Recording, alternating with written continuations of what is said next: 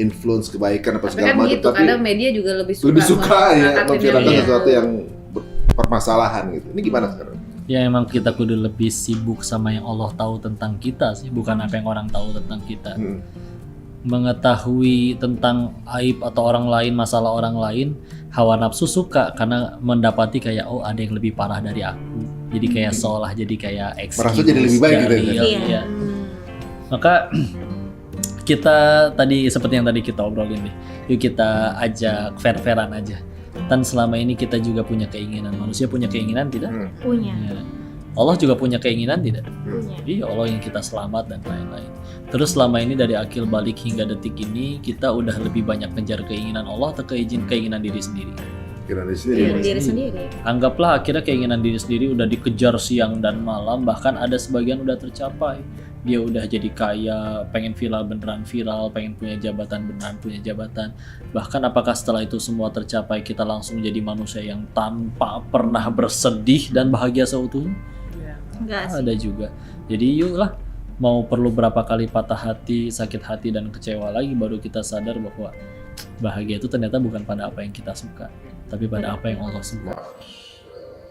Kita kan selama ini tolak ukur bahagianya yang masih salah.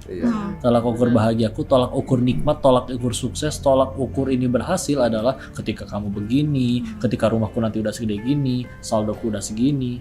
Justru Allah nggak adil dong kalau patokannya dikotak-kotakin seperti itu. Ya.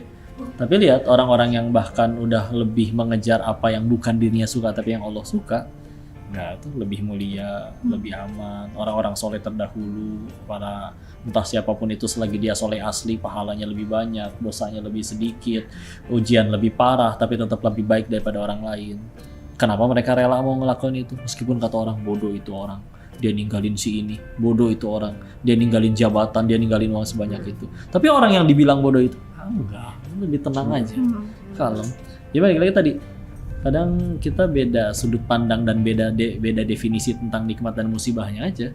Kalau bagiku nikmat adalah kamu nurut ini, bagiku nikmat adalah yuk jujur-jujuran kita sama-sama pengen ke surga. Bisa jadi ada dosa kita yang belum bisa dihapuskan gara-gara ibadah kita segitu-gitunya.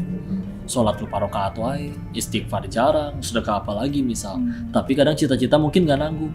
Aku pengen bahagianya, pengen nanti sesurganya sebareng sama Nabi tetanggaan. Malaikat juga mungkin geleng-geleng, ini orang apa amalannya.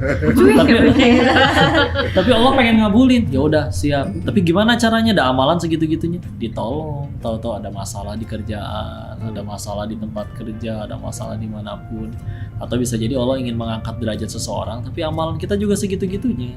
Kita kalah jauh dengan para imam besar, misal Imam Ahmad bin Hambal, sehari semalam tidak pernah kurang dari 300 rakaat sholatnya. Kalau sakit minimal 150 rakaat.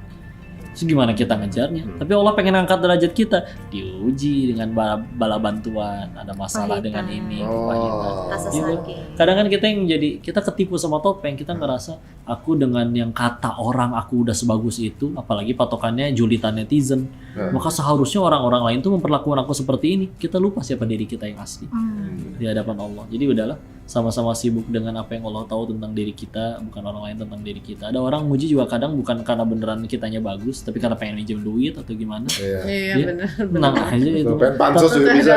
Maunya. Dan kita menganggap pujian itu adalah diri kita sebaik itu yang asli. Enggak. Makanya kalau kayak Abu Bakar Ash-Shiddiq radhiyallahu anhu dipuji tuh nangis, ngerasa nggak layak, nggak ada pantas-pantasnya. Padahal beliau aslinya sebaik itu.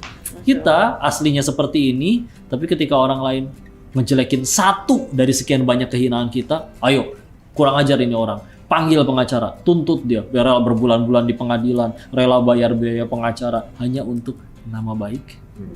Anggaplah akhirnya nama baik itu kembali dikagumi orang, kembali dicintai, tapi Allah masih benci apa ya selamat itu. Iya. Jadi mau ngejar apa sih jadi? Ngejar yang kita suka, apa yang Allah suka?